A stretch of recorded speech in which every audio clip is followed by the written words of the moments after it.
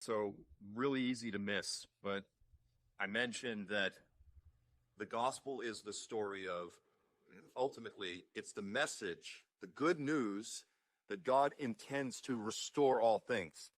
And so pretty much all Christians will acknowledge that what that means is the restoration of Eden.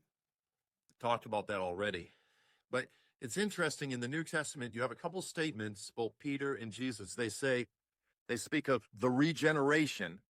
Jesus talks about the regeneration, and then he says, of which all the prophets have been speaking.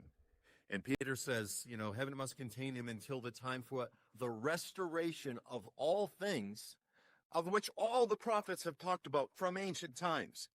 So when they make these statements, they're saying, like, look, this is the overarching, consistent message of the entire book. All the prophets have been talking about this.